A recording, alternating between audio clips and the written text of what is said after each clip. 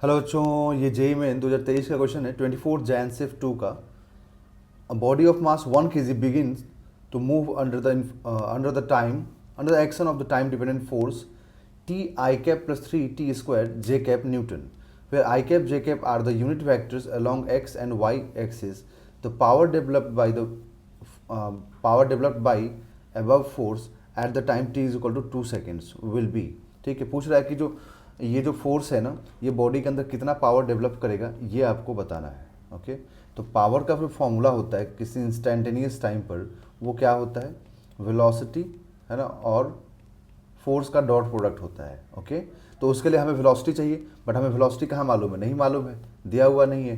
तो हम लोग क्या करें, जो फोर्स वेक्टर दिया हुआ है ना, ये है टी आई कैप, है ना, टी आई कैप, पहले इसको लिख लेते हैं, T I cap plus 3t square J cap Newton. ठीक है, तो इसको हम लोग एक्सेलरेशन में कन्वर्ट करेंगे, क्योंकि हमें तो चाहिए वेलोसिटी, तो हम लोग इसको एक्सेलरेशन में कन्वर्ट करेंगे। ओके,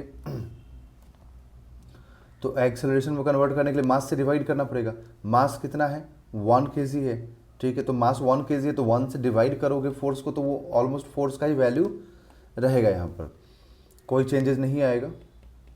ओके, 3t स्क्वायर सिर्फ यूनिट में चेंज आ जाएगा कि अब ये मीटर पर सेकेंड स्क्वायर हो जाएगा, क्योंकि एक्सेलरेशन है।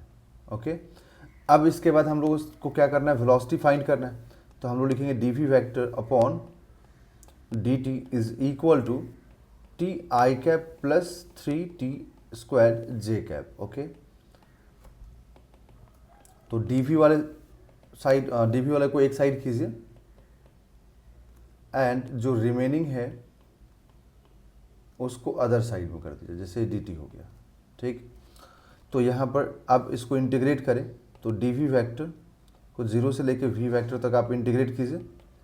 ओके, या फिर इसको टाइम के फॉर्म में ही छोड़ दीजिए अभी, क्योंकि हम लोग को तो वेलोसिटी चाहिए ना, तो इसको आप टाइम के फॉर्म में ही रहने दीजिए। ओके, और यहाँ पर आप लिखेंगे T I cap D T,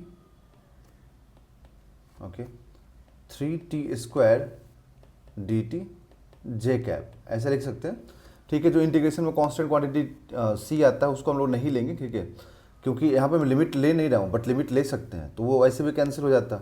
ठीक है, तो यहाँ पर हम लोग नहीं लिखेंगे, जो सी कांस्टेंट क्वांटिटी आता है इंटीग्रेशन में। तो अब यहाँ पर देखिए, आपको ये मिलेगा वी फैक्टर, और इधर से क्या मिलेगा, T square by 2 I cap, okay, 3 into T to the power 3 by 3 J cap. ये हम लोग को वेलोसिटी वेक्टर मिलेगा, जहाँ पे 3 से हम 3 को कैंसिल कर देंगे, तो v vector is equal to mainly जो रहेगा वो T square by 2 I cap plus T cube J cap, है ना, ये वेलोसिटी वेक्टर मिलेगा। अब हमें चाहिए यहाँ पर पावर, तो पावर का फॉर्मूला क्या होता है, फोर्स डॉट वेलोसिटी, क्योंकि एक पर्टिकुलर टाइम पर पूछा है। ठीक है, तो T I cap plus T square J cap, ये फोर्स हो गया, वेलोसिटी है T square by 2 I cap plus T cube J cap. Okay, तो इधर से हम लोग क्या करेंगे, डॉट प्रोडक्ट करने के बाद कि T cube upon 2 plus T to the power 5। Okay, अब ये पावर का फॉर्मूला आ गया। अब इसमें हमें क्या पुट करना है, तो t is equal to 2 seconds, तो t is equal to 2 seconds आप यहाँ पर रखिए।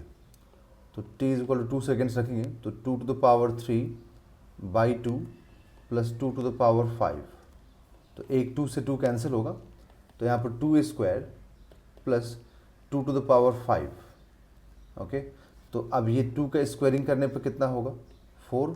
ठीक है, और यहाँ पर हम लोग जो 2 का पावर 5 है, या तो उसको डायरेक्ट लिखिए, और नहीं तो फिर 2 इंटू 2 इंटू 2 इंटू 2 इंटू 2 करके देखिए।